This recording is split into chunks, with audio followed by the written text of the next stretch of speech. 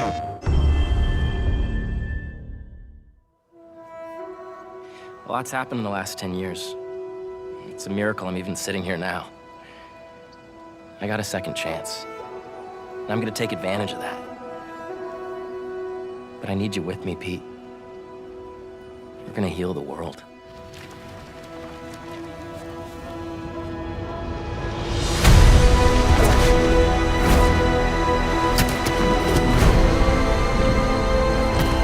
Guys, this is my best friend, Harry. Hey, good to meet you. New job, huh? Still gonna have time for tutoring? We'll figure it out.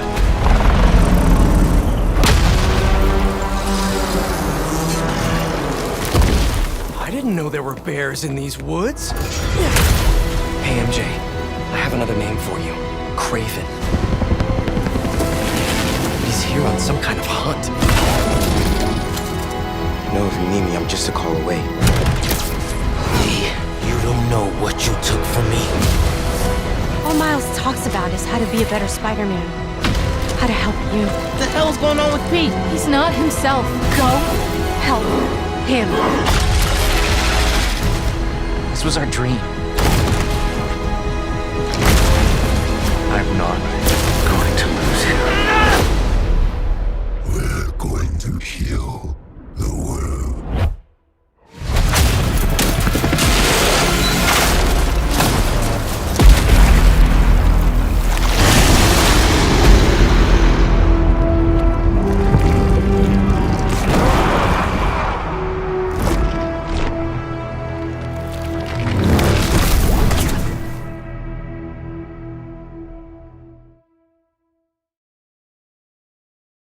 PlayStation.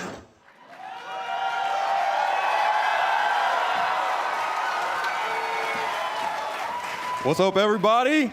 Hey, let's get some more energy up in here. What's up, everybody? What about that trailer, though? Yeah.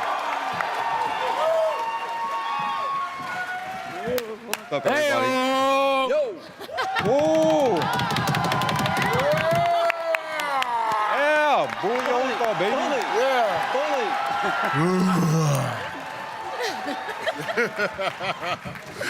All right, bully. Gotta sit down now. All right. What's up, everybody? Welcome to the Just had to get that out of the way. Marvel Spider-Man 2 panel. I know what you're here to see. Excitement. How y'all doing? Hey. What's up?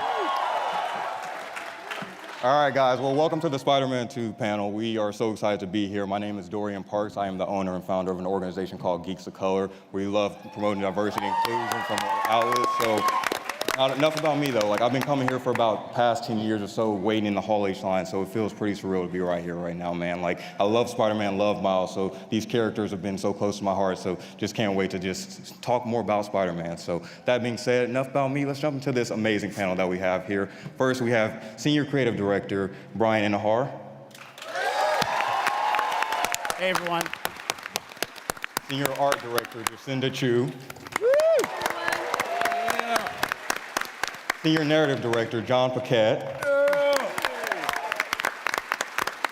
Senior Game Director Ryan Smith. VP and Creative Director of Marvel Games, or Creative Director of Marvel Games, yes, Bill Rosemann. You know him, you love him already, Yuri Lowenthal, AKA Peter Parker. Can I just, before the camera moves on, I just want to say something real quick. I know you guys have been hearing about the strike. We are here this weekend, but we stand with, in solidarity with our brothers and sisters and everybody in the WGA, in the WGA and SAG. We are here because we are able to be here because we're under a different contract for games, but that might not last forever. So. If you want to learn more about the strike and everything's going on, the fight's going on, this is not the place. We're here to talk about Spider-Man, but there's a great panel on Saturday morning at 10:30. All your questions will be answered, or you could go to navavoices.org. I just wanted to let you know we're happy to be here, but we do support everything that's going on. Thank you. Yeah, absolutely. Next we have Nadji Jeter, AKA Miles Morales.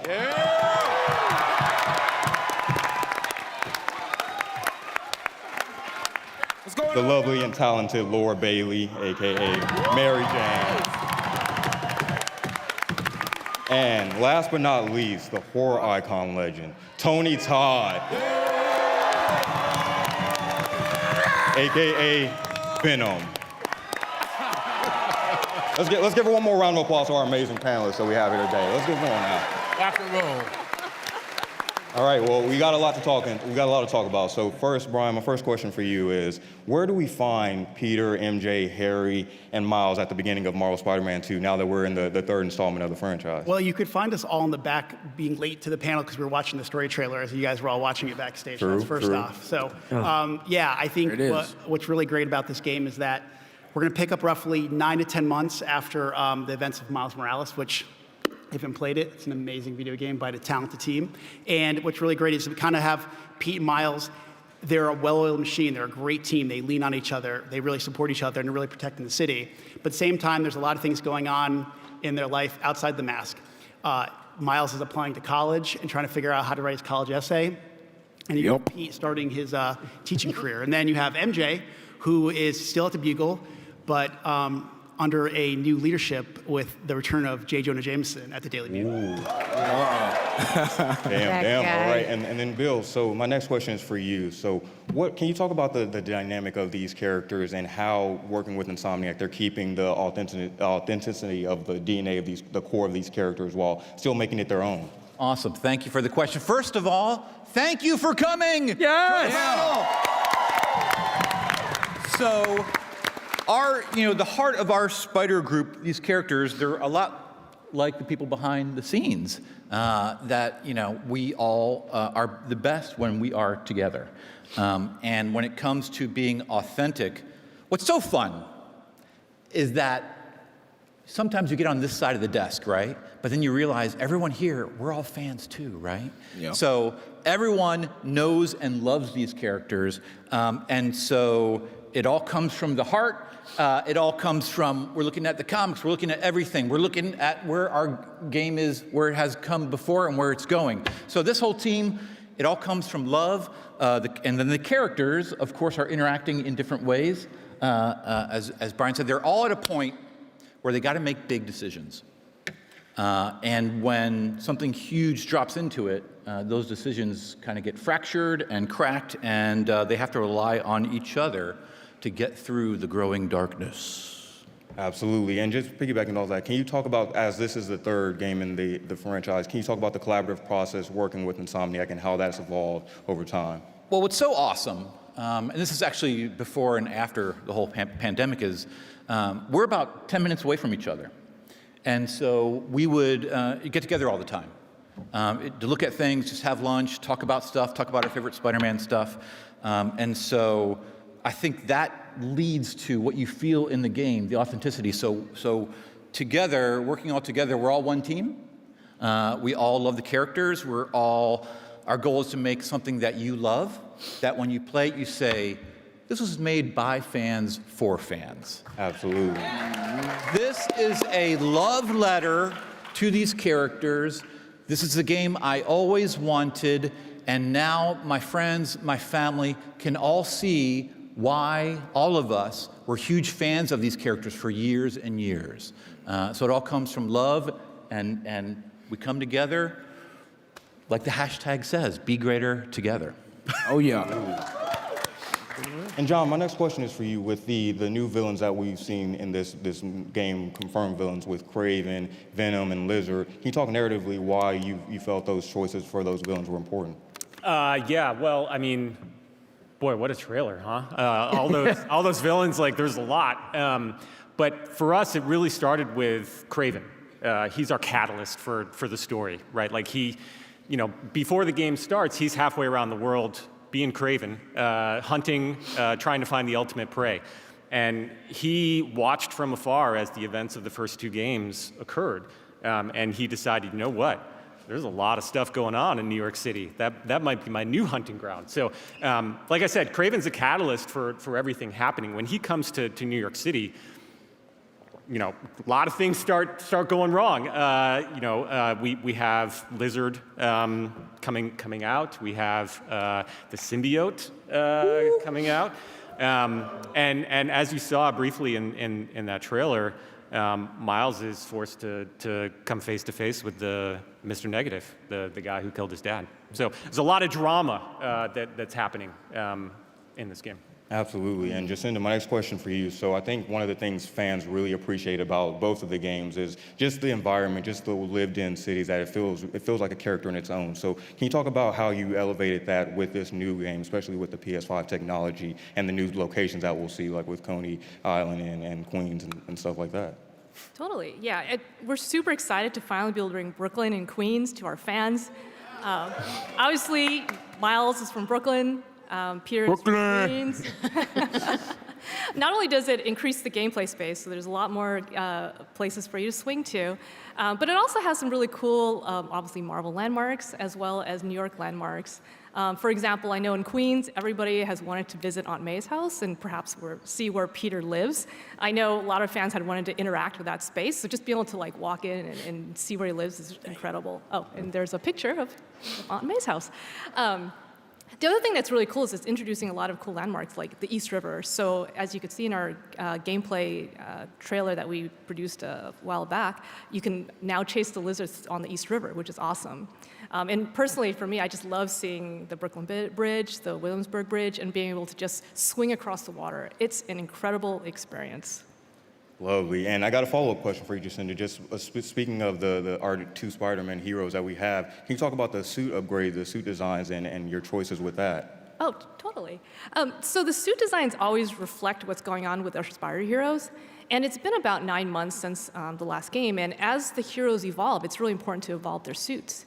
So when you look at Peter, he's been through a lot, obviously, with his mentor turning out to be Doc Ock. But he's also grown really confident in his powers. So what we did was we just made his suit feel a bit more confident. So the biggest thing you'll probably notice is the color.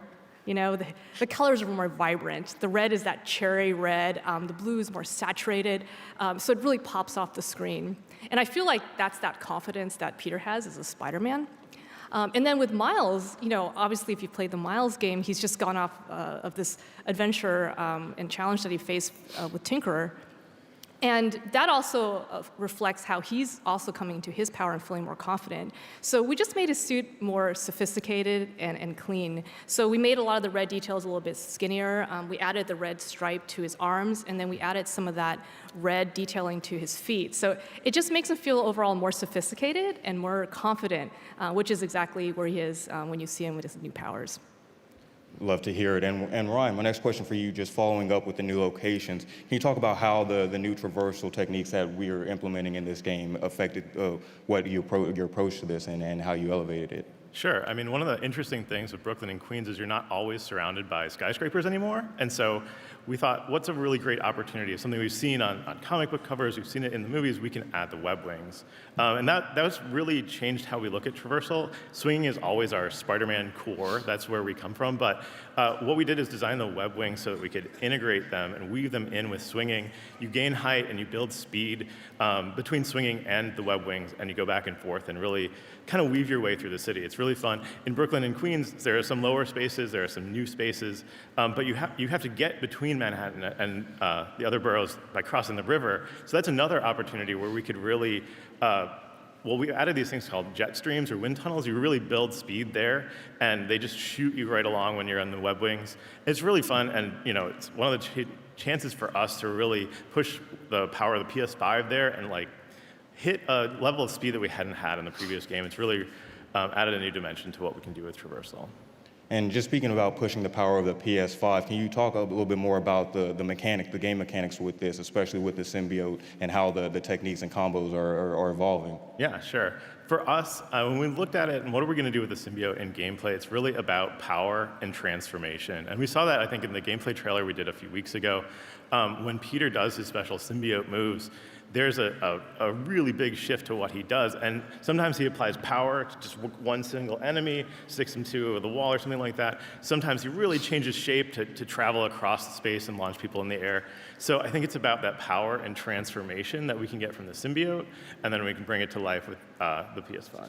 And just speaking about symbiote, Bryan, I'm coming back to you. Can you talk about how the symbiote evolves and is an important part of the narrative and the overall story of this game? Yeah, I mean, it's it drives a lot. I mean, Bill was talking about how we worked so close together. I remember being in that office when we were talking about what our kind of post-game scenes were going to be. And we knew right away, well, we're going to have Miles getting the spider powers, but we talked about, well, what do we want to do with the second one, Spider-Man 2?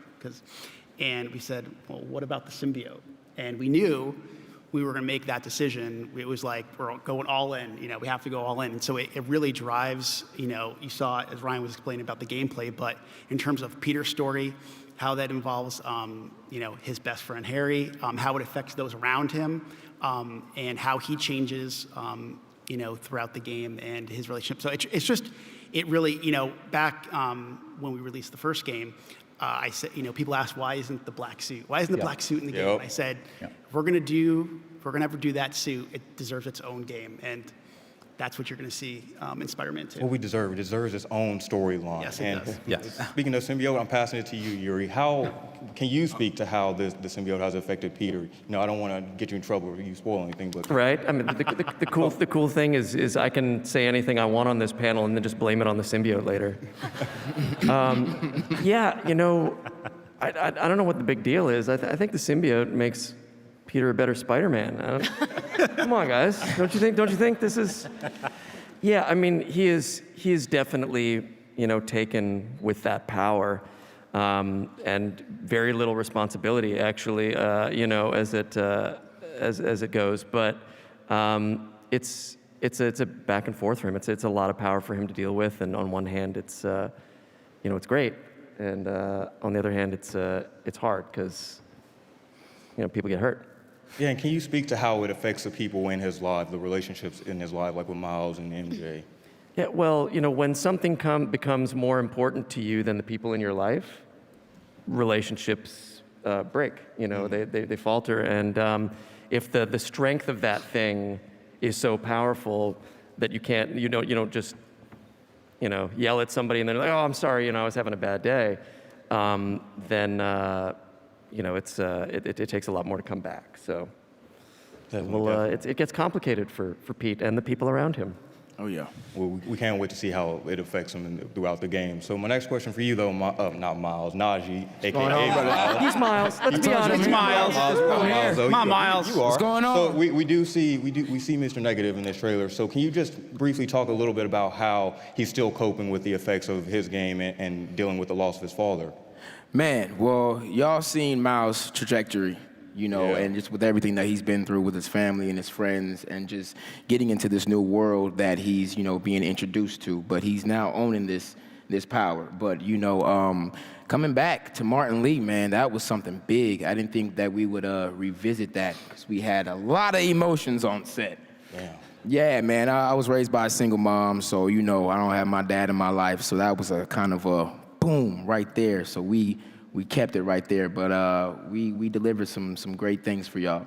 And you kind of touched on it, but can you elaborate a little bit more on how Miles is really coming into his own, especially after his game? Like he's no longer looking at Peter as his apprentice, but more of an equal now with his powers and his abilities. Yes, this is still big bro. This is still big bro. All right, show me the ropes.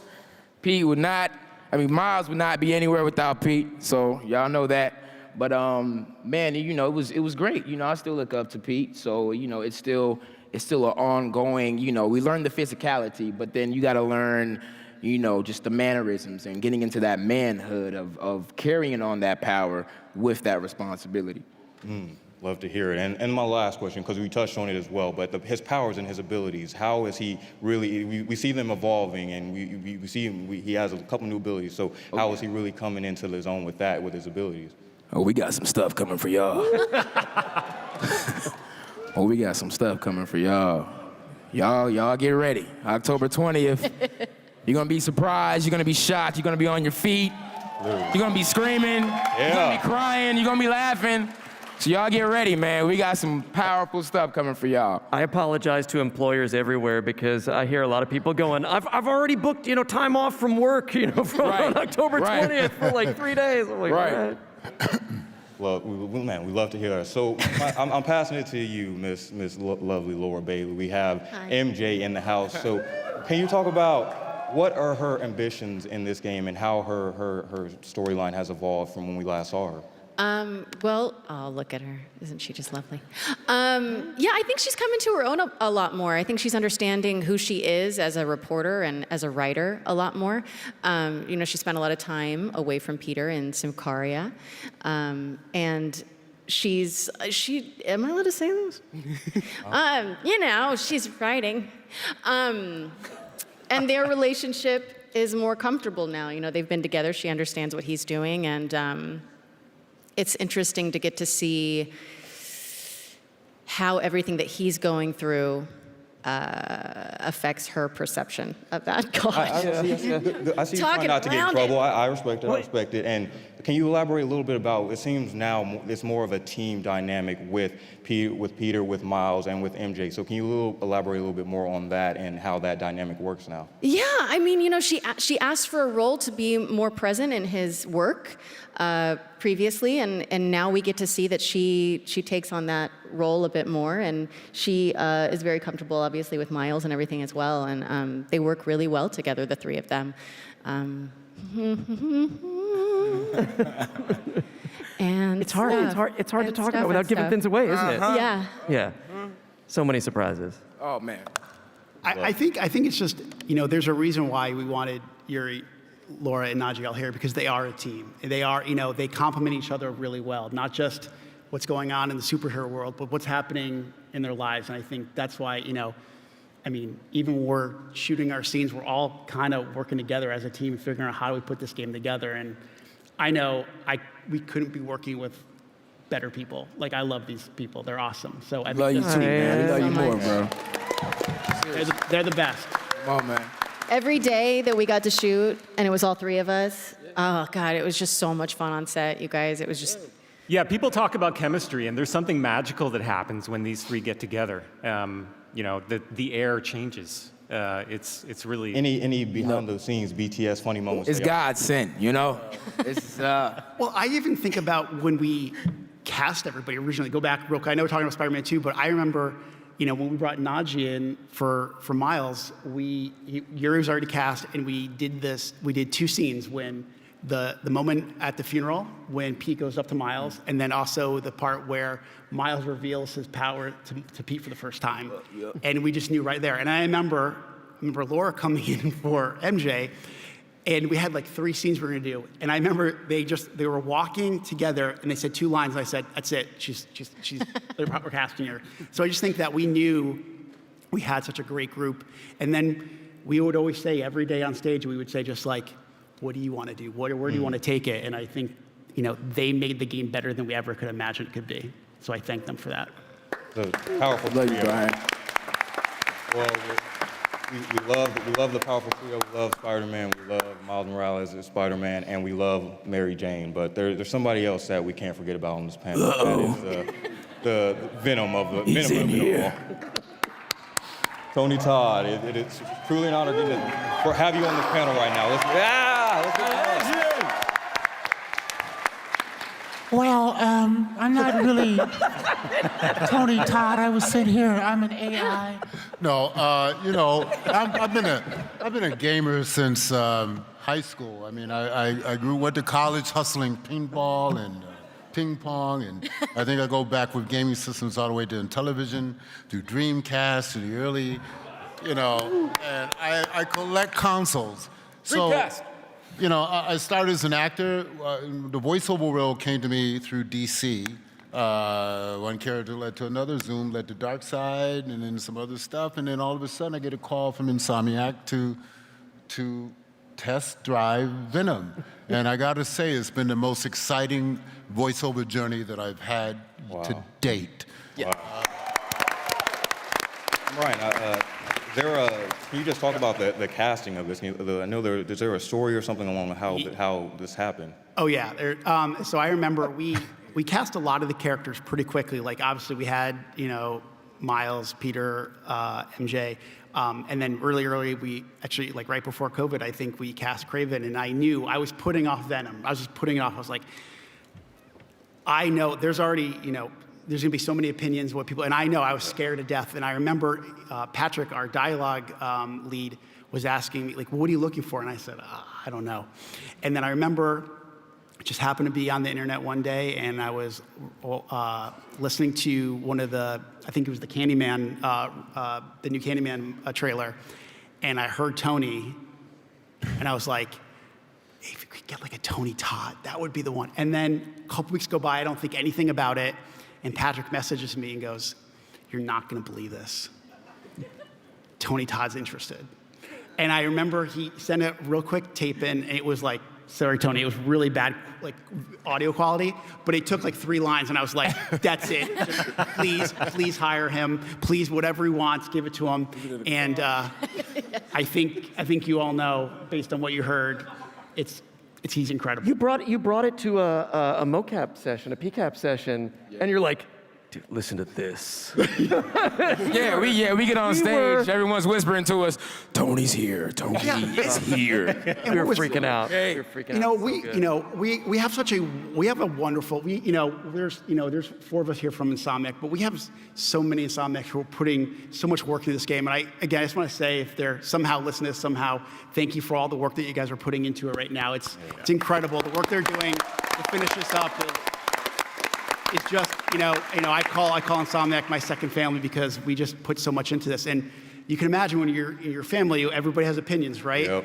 And I think it's probably the only decision I've ever made being a creative director in 10 years where I just said, Tony Todd is gonna be Venom, and everybody said yes. So, it's just, it's been, going to those VO sessions and just listening to Tony. Even when we did the trailer, when he said, yes, we will, I was like, oh my God, it's been awesome. As soon as I heard Tony got cast, I was like, oh, sign me up. Like, that's money. And now, ever since then, now we're here and Tony's here. It's incredible. And so my next question, though, for you, John, is can you just talk a little bit about Venom's motivations and his personality in this and why is he so important to the narrative of this game? Well, Venom is a symbiote, right? And I think the thing that a lot of symbiote stories have in common, and the reason why I think we connect with them really well, is that it's a simple human story. We all have a darkness inside of us, right?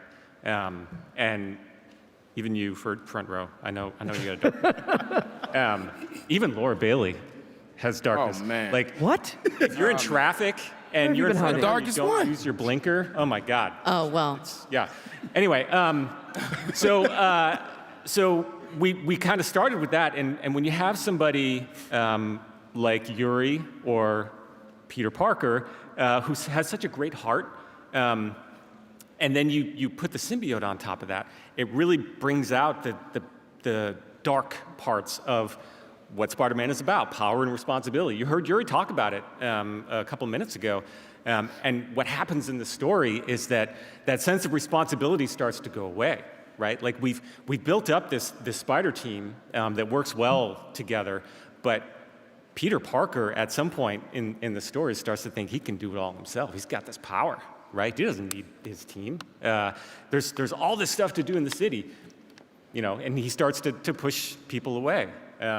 And that's when, Miles and MJ, you heard it in the trailer, there's something wrong with Pete, right?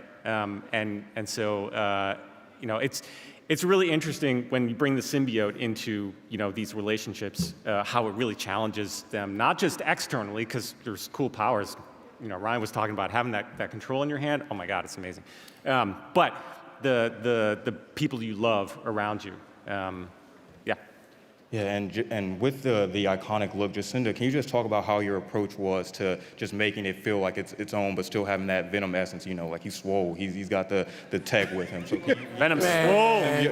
Y'all ready for that? Venom, he's swole. So can you just talk about your approach with this? Sure. So as John was saying, the symbiote is normally an allegory for the darkness within. So when you're thinking about a character like Venom, you have to think about everything that Venom is that Spider-Man isn't. So where are the differences? So if you look at the Venom design, obviously he's black and white. He doesn't have all the color of Spider-Man. He's got his white spider, but it's his very own unique white spider. He's got the claws. He's got the big body that's much bigger than Spider-Man. And then he's got a mouthful of teeth. And this is a funny distinction if you think about Spider-Man, because the only way Spider-Man can express himself is through his eyes, his quips. and his actions, but Venom actually has a mouth. So that introduces a whole new thing to this design. And one of the first things I asked Bryan when we started on this game was I asked him, does Venom actually talk? Because if Venom talks, does he have lips? I keep awake at night thinking about these things. And then, does he smile? How much is he talking? Does he use his mouth for attacks? So we had to really think about things like that. And not only that, but then because he's made out of this symbiote material, what exactly is it? And there's a fine line between making Venom into a slime monster or making him into a tentacle monster. Right?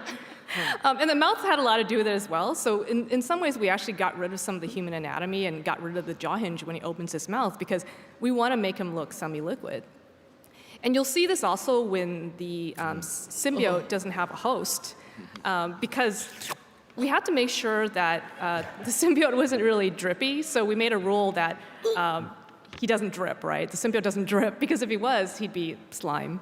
But if you strike the symbiote hard enough and you inflict enough damage, then yes, you will see impact.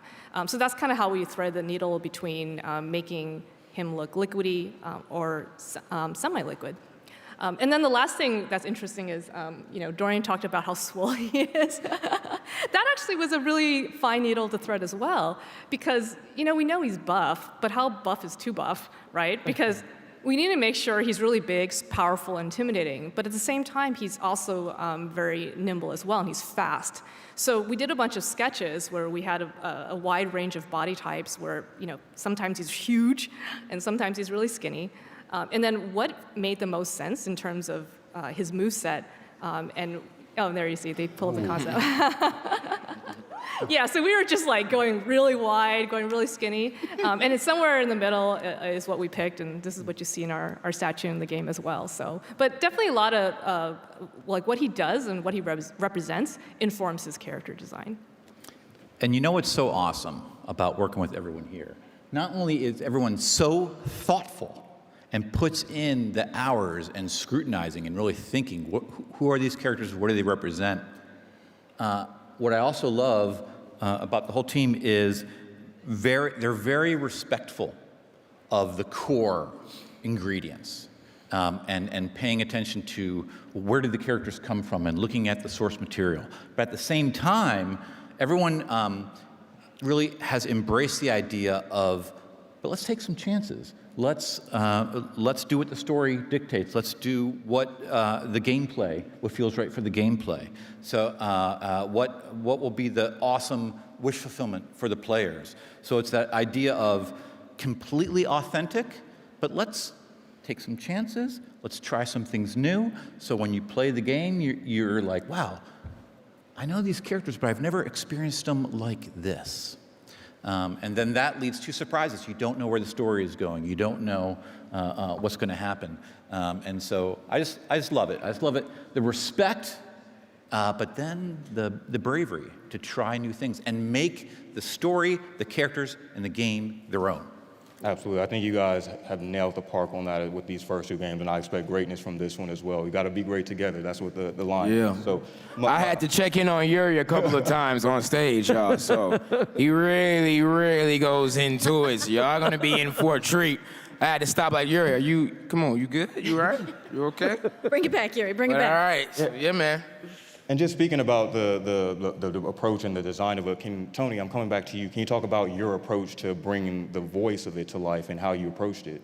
Well, I had a lot of help in the booth. Shout out to Chris, who vocally directed us all, but she really made me dig deep. On the surface, I could come up with it, but we wanted to make, even though he's a symbiote, I needed to make him human first, if that makes any sense. I mean, he had to be relatable, and he had to have an objective, and follow that through. I mean, I come from the theater, so I have a master's in theater, so I take every job, whether it's voiceover, TV, film, as a well-made script, and we just went with the flow. For me, Venom was fun to do, and I wanted to make sure that there was a joyous quality in his destruction. he's only here on Earth for a little bit, and he's going to move on somewhere else. So I wanted to make sure that he left an impact of joy and tenacity and deliciousness. I'm glad it was fun for you because it scared the hell out of us. Always fun for me. Yeah, it'd be funny when we were in the recording booth because we would record separately when we were doing gameplay dialogue, and every once in a while, Tony, you would come and play in our headphones before a line, and it was like, oh god, you wouldn't expect it, and it was terrifying. And Tony, coming back to you again, not trying to break in the mics and stuff. Don't break the mic. Coming back to you though, can you just briefly talk about Laura kind of touched on this, the collaborative process with the other cast members and really finding your voice within this game? Well, just like Laura said that my voice was in her ear, their voice was in my ear every time I recorded. And I had a lot of recording sessions. So we did like, I think the sessions were 4 hours at a time. I won't tell you how many there were, but it was I live in another part of LA, and I had to drive all the way to Burbank to lay it down. But it was never a moment, oh God, I gotta go in. It was like, oh God, I'm so excited to be able to craft this character and to be a part of the whole Spider-Man family and the Insomniac team and PlayStation. I am overjoyed. Sometimes I talk too much, but I've learned my lesson. I was working on another game, and anyway, we're here now, and I can't wait to see the joy and excitement of everybody in this team and this fantastic franchise. Absolutely.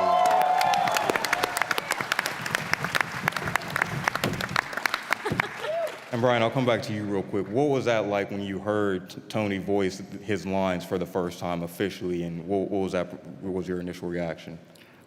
Well, first relief, because I was like, okay, we made the right choice for sure. And I think then just general excitement. And I think Tony is so talented that, sometimes depending on, we have so many different characters or so many different actors, sometimes we're, depending on what the role calls for, are we going to, adjust the way that they do the line, and you just let Tony be Tony and you get magic. And it's just, he mentioned Chris Zimmerman, our voice director, who has been with us since day one on the Spider-Man franchise, and she just does an amazing job helping. Yeah. Shout out to Chris Zimmerman, yeah. That's awesome. She does a great job of not just directing our actors, but also like really just diving into the material and wanting to know what the motivation for the character, where we are in the game, like really understanding. I think that just, and her working with Tony, as Tony mentioned, has just brought out the best. And to me, is going to be, a really signature performance of Venom that you've seen.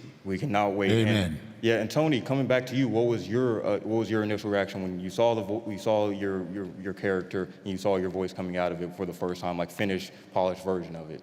Well, I grew up an only kid, so I'm a nerd at heart. I played Monopoly by myself. I did road racing, slot cars by myself, and I won.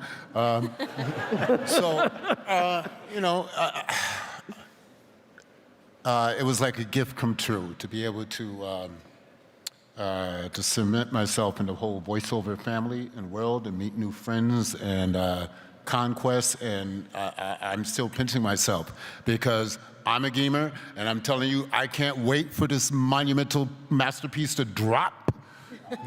That's right. Sizzle. 90 days? Is it 90 days now? What are we at? 90 days? I believe so. 90 days. Oh my God. Oh yeah, we're shutting it down. October's right around the corner. I've already taken off work for the next couple of weeks. Just to make sure I'm playing that. Oh yeah. And so Kids, Tony, parents, we apologize in advance. Tony, we have another section coming up, but I'd be remiss if I didn't ask you. Can you do the iconic "We Are Venom" line for everybody in the crowd? Lord. Bring us all out. Which do you want? No, okay. We are Venom.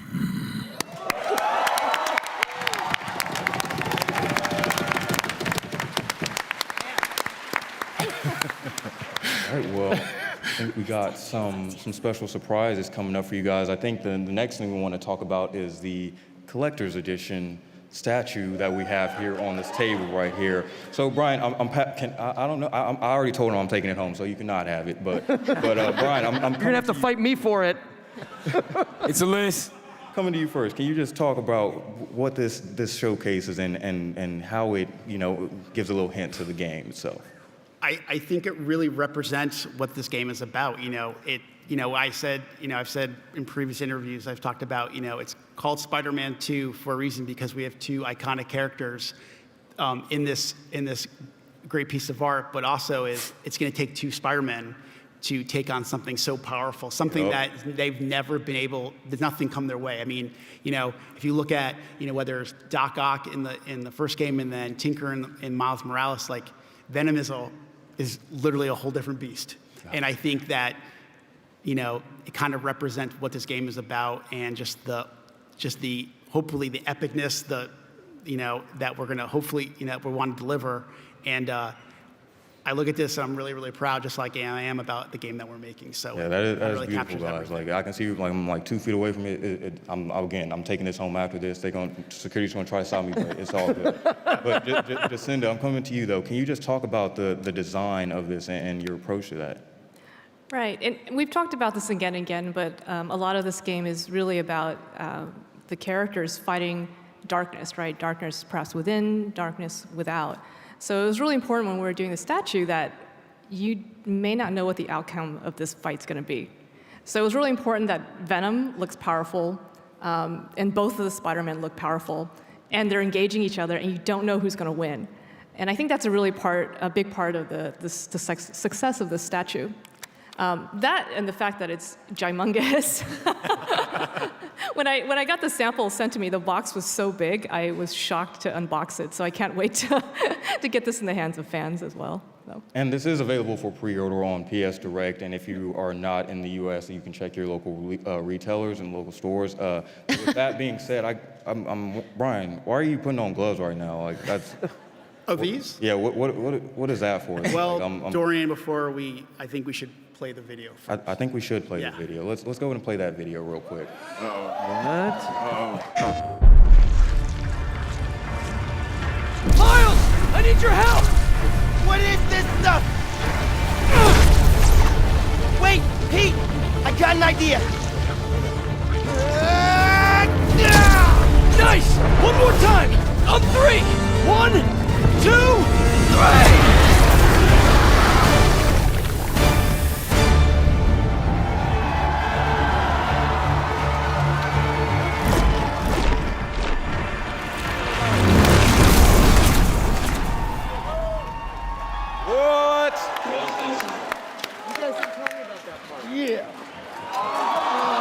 The beautiful Spider-Man 2 PlayStation 5. Oh my God. Wow. I didn't know about that. I didn't know. They didn't show me that before we came out here today. They did not. Now I have to get Secret secrets, you guys. They knew what they were doing. Wow. All right. Well, there we go. Like Marvel, so they keep everything so tight-lipped. I found out about this 5 minutes before we came out here. That's how serious they are. So, Bryan, can you speak to this epic, amazing, beautifuln's right here? This has been one of the biggest secrets throughout the entire development of the game, that we were going to have the console and the DualShock. So I know we're pretty pumped. I mean, I think we talk about the symbiote playing a big role. Obviously, it plays a big role here in the design of the console, and we thank PlayStation for going above and beyond with the design of it. I know Jacinda worked really closely with everybody on the design of it, and I'm pretty pumped, man. I'm starstruck right now. I mean, that's why I have to wear the gloves. I can't, you can't touch it. Right. And Jacinda, can you just elaborate on the design elements of this and this how beautiful it is? Like, what's up with that now? What is up with this? just like the statue, the theme of the console is basically the symbiote takeover. So again, we left a bit of red on the console and on the controller because the question is, who's going to win? Will the darkness win or will the light win? And again, it's up in the air. And this. Why is there so much symbiote on there, Jacinda? Why is there so much symbiote on there? Play the game and find out. And Bryan, I think we have a little bit more details on the not just this PS5, but is there a couple more details you want to talk about with where people can buy this or how they can get? Yeah, so you can actually start pre-ordering next Friday. So the 28th, you can start pre-ordering. Yeah. So I know I'll be pre-ordering. I'm already. Or I'm just going to take this one with me. And also, so last thing, if you guys do want to pre-order now, make sure to get that. Go to PlayStation.blog. You can pick it up then. Pre-order it on when it does debut. I know I am. And so that pretty much wraps up most of what we want to talk about, but we do have some one more thing we want to just reveal. We got some Mondo posters. We want to talk all things Mondo, but before we do that, I just want to say thank you again to the incredible panelists that we have out here. Yes. Thank y'all for having us. Absolutely. Thank you. So we got that beautiful Mondo poster. Yeah. So if you do want to pick that up, if you want to throw that back on the screen real quick, if you want to throw it up on there. If you do want to pick that up, you can go to the Marvel booth for an opportunity to pick it up. They're there now, and then you can also have a chance to have all the incredible panelists up here sign it. So if you want to head over to, it's something serious. So if you want to go get that, make sure right after this panel, head over to the Marvel booth. It's happening. Able to pick it up, but with that being said, Hey, how about for Dorian doing a great job with his panel? How about that? If I hear somebody say my name, if y'all want to hype me up, hey, Dorian Parks, thank you guys. And how about for our... This has been a surreal moment, but Yuri? How about for our ASL interpreter over here, who was working overtime? There were a couple of them.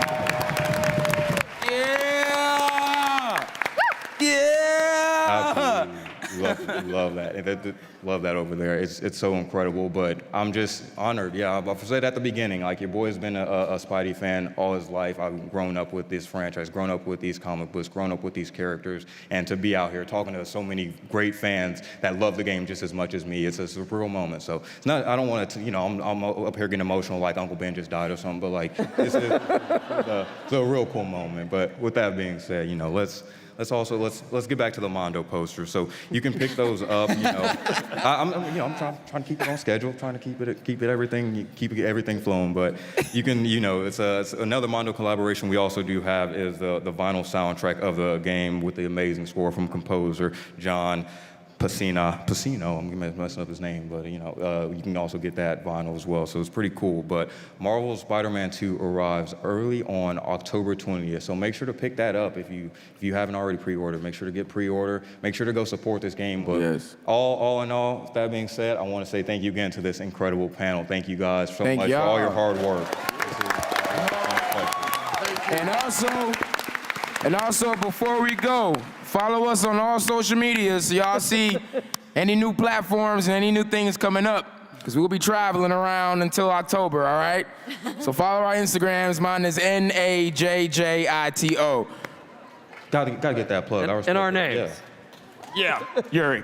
Why you gotta be so weird with your... I don't know. My family calls me that. It's a family name. I don't know. They got rag on my family, man. No. See, it's the symbiote. I love weird people. The symbiote is coming out. I told you. He doesn't leave. I can do anything I want now. Y'all better get ready, man, because it's going to be crazy October 20th. Bro, Guys, I can't even imagine. We're greater together. Buddies. Bryan, we have a little bit more time. Can you talk about the chaos you have to deal with between Yuri and Nadji throughout this whole process real quick? I mean, it's hard to get mad at them. It really is. I mean, I think because, we trust them implicitly with this character. It's just like, hopefully Bill has talked about, letting us work on this franchise that I think we can say we've all been fans since we were little kids. And, we talk about, it's cliche to say, but in ways we feel a lot of responsibility to make this. And every day, whether we're, we're working, talking to each other over Slack, or we're on the performance capture stage, or just even texting each other on a random Saturday afternoon. Yep. Like, we have the best jobs in the world. Like we get to be big kids on set. To be honest, we get to just use our. If someone's asked me, he's like, "What's your job?" I'm like, "I'm just a big kid." Yeah, absolutely. So, it's the best. As Bryan said, and as everyone has used the phrase, it does all come down to power and responsibility. Our power, if you will, is We get to work with all these great people, so talented. We get to make a video game, like just that is awesome. And we get to now make the Spider-Man game in games of our dreams. So the power is, wow, we have these great characters, these amazing creators to work with, and our responsibility, all of us, is make something awesome. That's right. Yep. That's right. Y'all get ready. Well, I think that we pretty much wrapped up everything. We hit everything on the head. Like, anybody else got any last minute things they want to throw out here before we wrap up this panel? Anything else? I just want to say thank you for all the amazing support. Every tweet, every note we get, we read them all, and we really appreciate it. And we're working really hard for the next couple months to finish this and deliver the game that you all are hoping for. So just thank you again. Yes, thank y'all, man. Yeah, you gotta give a shout out to the Insomniac community team, because the way I see, because I'm one of them, I see the fans out there. I see how y'all hit them up for new news or anything. Like y'all been bullying them a little bit, but respectfully bullying, because I see the passion as well. So got to shout out to the Insomniac community team, because that's a tough job. But anybody else got anything to say before we wrap this up? Yuri, you look like you got something to say. There's only room for one bully on this stage. Oh. No, I already did it. That's why I got it out of the way. Listen. I've been wanting to say, we got Yuri Lowenthal. Like, I wanted to say that this whole time, so I had to shoot or shoot. So there we go, Bully. Nice to meet you, man. But yeah, all in all, that's it for this Comic-Con San Diego panel for Marvel Spider-Man 2. Without y'all, man. Thank you guys again for coming. Like, this is a monumental day. This is going to be biggest game of the year, biggest game of the century. I'm hyped for it. So thank you guys again. We have one more little trailer for you guys as we That's right. Don't leave this yet. You know how Marvel does. Come on now. Yeah, come on now. So get ready. Let's stay to the end of the credits. Yeah, come on. My bad. Should have teed that up for you guys before I said goodbye, but here we go. Hey, MJ. I have another name for you. Craven. He's here on some kind of hunt. You know, if you need me, I'm just a call away. What the hell's going on with Pete? He's not himself. This was our dream. We're going to heal